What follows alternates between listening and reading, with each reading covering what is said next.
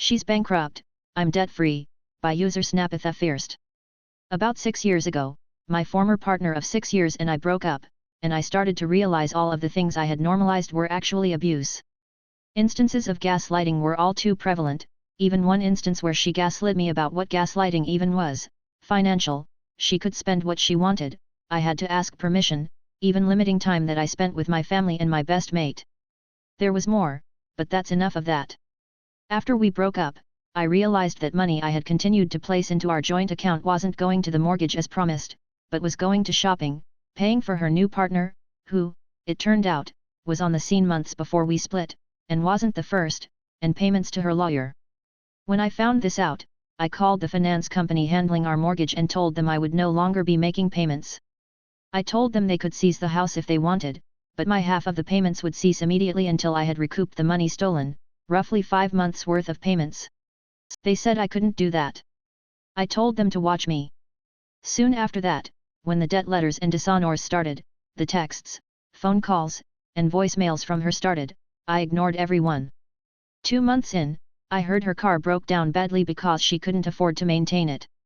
Not long after that, she filed for bankruptcy. A month later, she moved out and I got my house back. I cleaned it up, changed the locks, got my mortgage back in front, and recently my wife and I sold it for a tidy little profit. She got nothing. Not a dollar, not a dime. She has no usable credit rating, and my wife and I are debt-free with a deposit on our new home. Feels good. Cut down our tree?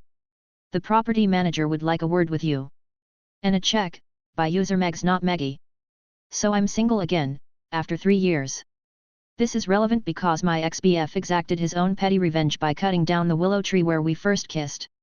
We had ducked under the branches forming a sort of yellow-green umbrella, almost completely blocking out the rest of the world. It was an incredibly romantic moment, and I think more than anything else I'm mad at how that was ruined for me by his shitty move. I forwarded his text bragging about it right to the property manager of the fourplex we lived in. But that's not the petty revenge, or at least not all of it. A couple of weekends later, I saw him out in the garden with a bunch of tools. He had some kind of rototiller thingy that he used to get rid of the stump, a pickaxe, shovels, etc. I learned later that in lieu of being sued and or arrested, the landlord made him clear off remains of the old tree, excavate the stump and plant a new willow tree in its place. I assume he had to pay them some money as well, but I have no way to confirm. So the petty revenge, after an entire day of grinding, picking, digging, hauling dirt, etc. he got pretty mucked up. Being the idiot he was, he decided to come up and ask if he could shower off before leaving. And I said, you can quote me on this, fuck no. And so my asshole ex had to put his mud and sweat covered ass into his pristine Dodge Ram something pickup that he treats like it's made out of cotton wool and needs to be kept in plastic sleeves like a rare Pokemon card. I watched his lame attempt at putting newspaper down on the seat, only to drop 1,000 F-bombs after he noticed the newsprint rubbing off. It didn't make up for the loss of a beautiful tree, or how he poisoned one of the best memories I had of our relationship.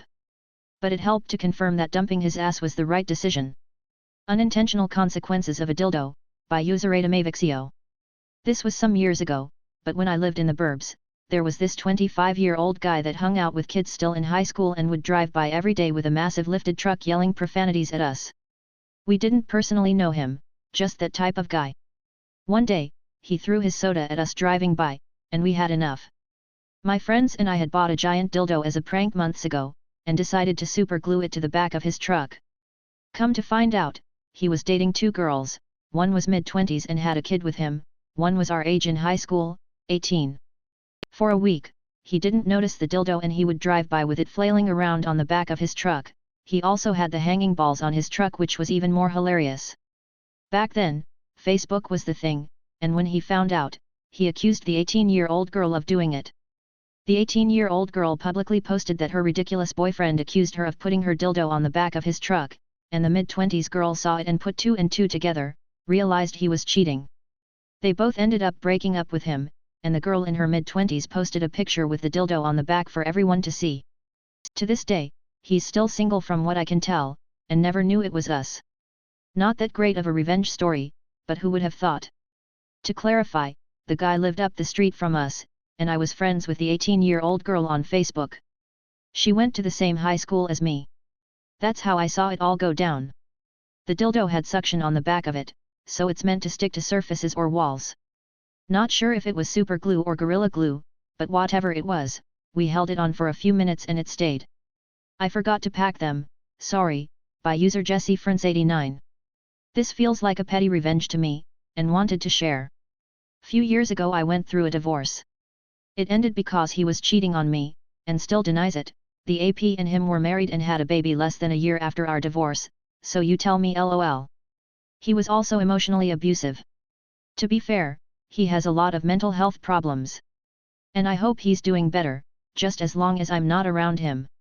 A few years before that, though, we moved my grandmother from another state to live with us so I could care for her.